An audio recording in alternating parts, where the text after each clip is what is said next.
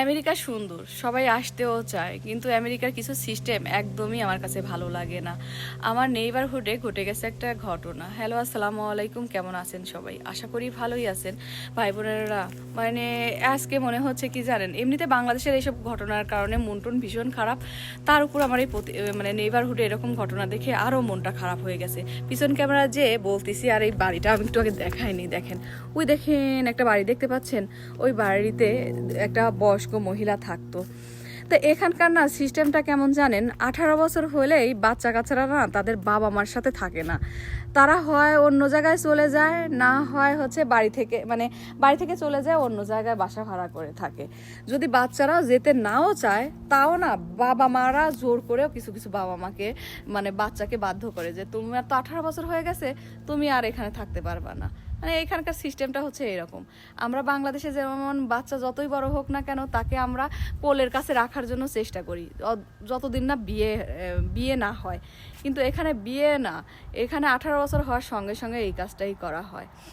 তো ওই যে আমার ওই প্রতিবেশী, উনি সব সময় আমার এই রাস্তাটা দিয়ে সব সময় ঘুরে একটা কুত্তার সাথে করে নিয়ে।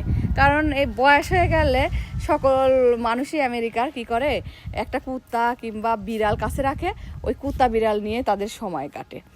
তো ওনারও এরকমভাবেই সময় কাটতেছিল, তার বাচ্চা কাচ্চা তার পাশে আর কি থাকে না কো।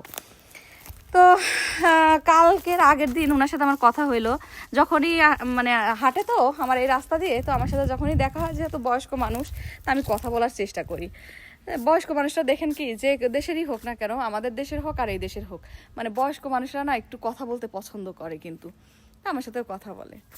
এখন আজকে কি হয়েছে, উনি ঘুম থেকে উঠে নাই, বুঝছেন, ঘুম থেকে উঠে নাই। আর এখানে তো কারো অনুমতি ছাড়া তো কারো বাড়ির ভিতরেও যাওয়া নিষেধ। সো পাশের বাড়ির প্রতিবেশী দেখছে যে আজকে সারাদিন উঠে নাই, তখন পুলিশকে কল করছে। তো পুলিশ আসছে, আসার পর দেখে ফ্লোরে মরে আছে। কখন যে মারা গেছে কেউই জানে না, কিভাবে মারা গেছে কেউই তো বলতে পারে না। তো এত খারাপ লাগতেছে, আহারে, যদি সন্তান কাছে থাকতো কিংবা সন্তান আশেপাশে থাকতো, হয়তো বা মানে অন্ততপক্ষে বুঝতে পারতো, ডাক্তারকে কল দিত বা বেঁচেও যেতে পারতো। মানে এখানকার কেমন না সিস্টেমটা, আমরা চাই কি আমাদের বাচ্চা কাচ্চারা আমাদের কাছে থাকুক, আর এখানকার মানুষজন চায় যে বাচ্চা কাচ্চারা 18 বছর হয়েছে তারা দূরে থাকুক। কেমন আজকে এত খারাপ লাগতেছিল যে এক এক দেশের আসলে এক এক রকম সিস্টেম না, বাট এই সিস্টেমটা আমার কাছে একদমই ভালো লাগে না। যদিও বাংলাদেশেও দেখা যায় বিয়ের পর ছেলেমেয়েরা মা বাবা থেকে আলাদা থাকে, কিন্তু এদের বিয়ে টের না, মানে 18 বছর হওয়ার সঙ্গে সঙ্গেই চলে যায়। আমার মহিলাটার সাথে কালকের আগের দিন কথা হলো, আর আজকে দুনিয়া থেকে সে নেই। কেমন না, সত্যি খুবই খারাপ লাগতেছে যে চোখের সামনে দেখলাম। সেটাই বলে যে আমাদের দেশের একটা কথা বলে যে এক মুঠো ভাতের আশা আছে, তবু মানুষের আশা নাই। সত্যিই তাই। ভালো থাকেন ভাই বোনেরা, ভালো লাগলে ভিডিওটা শেয়ার করেন, আর ভালো লাগতেছে না, বাই।